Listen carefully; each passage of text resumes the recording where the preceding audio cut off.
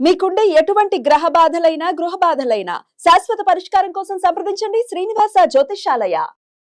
నమస్తే, welcome to our channel. నేను పద్మిని, ప్రస్తుతం పాటు social activist and political analyst Krishnakumari గారు ఉన్నారు. మాట్లాడదాం. మేడం నమస్తే. మేడం నమస్తే. రోజా గారి అరెస్ట్ ఖాయమా అంటూ వస్తున్నటువంటి వ్యాఖ్యలు లేకపోతే వార్తల వెనక ఉన్నటువంటి నిజాలు ఏంటి? అయితే ఆడుదామా ఆంధ్ర పేరిట కొన్ని క్రీడా కార్యక్రమాలను నిర్వహించడం జరిగింది. దానికి సంబంధించి కొన్ని కోట్ల రూపాయలతోటే ఉంటుంది ఏదైనా కూడా. అయితే దాంట్లోనే తీవ్రమైన అవినీతి జరిగిందన్న ఆరోపణల రీత్యా ఈవిడ అరెస్ట్ అనేది ఉంటుంది అనేది వినిపిస్తున్నటువంటి మాటలు. అసలు ఈ ఎంటైర్ నేపథ్యం ఏమిటి? ఆవిడ అరెస్ట్ అవ్వటం నిజమేనా? What is your analysis? ఇప్పుడు గత ప్రభుత్వం ప్రతి శాఖలోనూ అవినీతి బాగా పెచ్చు పెరిగింది అని అందరూ మాట్లాడుకుంటున్నారు. దానికి తగ్గట్లే ఇప్పుడు ఈ లిక్కర్ మాఫియాలో లెక్కకు మిక్కిలి అవినీతి ధనం ఎక్కడెక్కడెక్కడెక్కడెక్కడెక్కడ పోగుబడిందో చూపిస్తున్నారు, అంటే ఆధారాలతో సహా చూపిస్తున్నారు. మరి ఈ పరిస్థితుల్లో ఇక మిగతా స్కాములు కూడా ఇలాగే అనే దారిలో వెళ్తున్నాయి. నిజానికి అసలు ఫస్ట్ మాట్లాడింది అధికారంలోకి రాగానే, తెలుగుదేశం ప్రభుత్వం అధికారంలోకి రాగానే ఫస్ట్ వినిపించిన పేరే రోజా, లిక్కర్ స్కామ్ కంటే కూడా ముందు. కానీ ఎందుకు రోజా విషయం పక్కన పెట్టారంటే, ఫైల్ని కొంచెం కొన్నాళ్ళు ఆపి పెట్టారు అంటే, అసలు వీళ్ళు ఏది దుందుడుకుగా చేయాలనుకోలే. అంటే కక్ష సాధింపు చర్యల కింద వస్తుంది, అసలు మమ్మల్ని కక్ష సాధిస్తారు, రెడ్ బుక్ కోడ్ పెట్టేశాడు, ఆ రెడ్ బుక్ ప్రకారం అందరినీ ఓచకోత అది ఇది అని చెప్పి వాళ్ళు భయపడ్డారు. కాబట్టి సరే మిమ్మల్ని అంత భయపెట్టడం ఎందుకులే అని చెప్పి, అసలే ఓడిపోయింది, ఓడిపోయిన మనిషి మీద ఇంకొంచెం ఇది చేయడం ఎందుకు అనే ఉద్దేశంతో కొంచెం నీ ఫైల్ కాస్త ఆప్ కథారుహు అన్నట్లు లైన్లో ఉందమ్మా, నువ్వు కొంచెం వెయిట్ చెయ్యి అన్నట్లు ఆ మధ్య వడ్డించే టైం వస్తే వడ్డించేస్తా, ఆ మధ్య వేరంగా వేసింది కదా. ఏం చేస్తారు? అరెస్ట్ చేస్తారా? చేసుకోండి.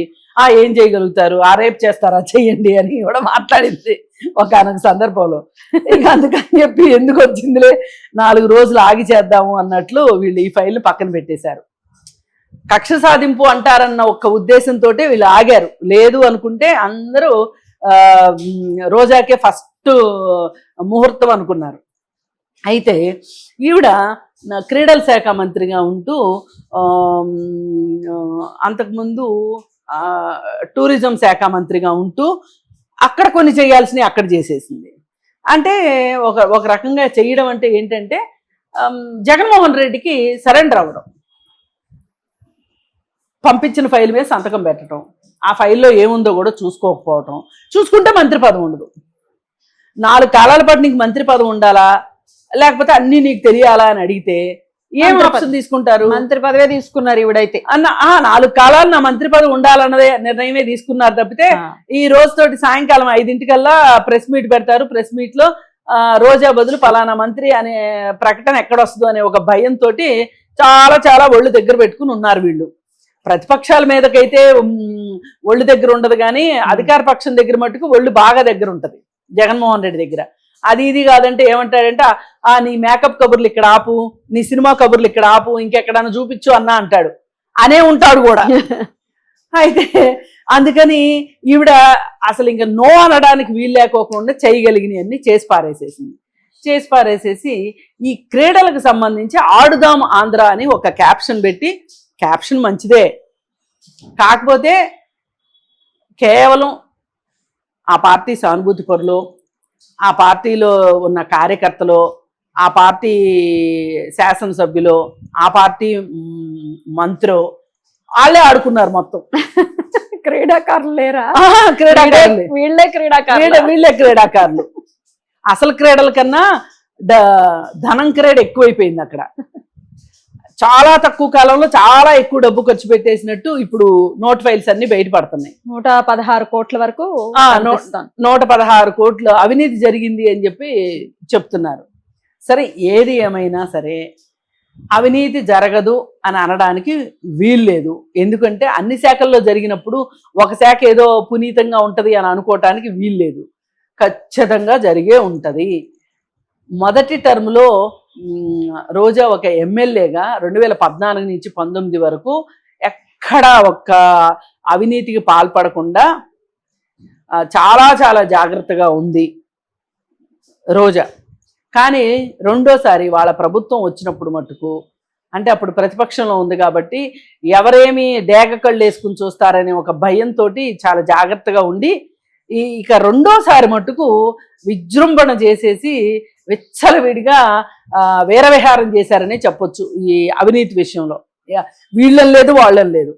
ఎందుకంటే సాక్షాత్తు ఇసుక దగ్గర నుంచి మొదలెట్టారు. ఆవు చేలో మేస్తే అదే కదా, వీళ్ళందరికీ ఆదర్శ పురుషుడు ఆయనే కదా, రోల్ మోడల్ ఆయనే కదా. ఇసుక మాఫియా దగ్గర నుంచి, మైనింగ్ మాఫియా దగ్గర నుంచి, లిక్కర్ స్కాము, క్రీడల, ఇక ఇదని లేదు అదని లేదు. ఇక ఆఖరికి ఫైనల్ కాల్ చేసింది ఏంటి అంటే రిషికొండకి బోడిగుండు కొట్టడం. ఋషికొండకి మొత్తం చుట్టూ బోడిగుండు కొట్టారు కదా, కైవారం కొట్టేసేసి పాపం ఋషికొండకి అంతులేని దురదృష్టాన్ని, అంతులేని దుఃఖాన్ని మిగిల్చారు వీళ్ళు ఋషికొండకి.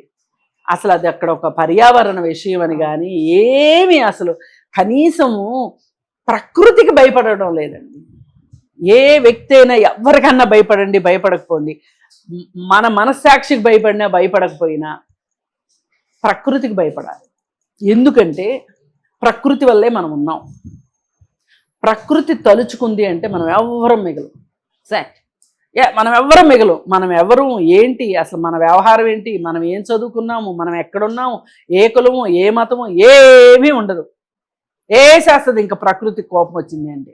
అందుకని వీళ్ళు ప్రకృతితో చెలగాట వాడారు కాబట్టి వీళ్ళు భూస్థాపితం అయిపోయారు.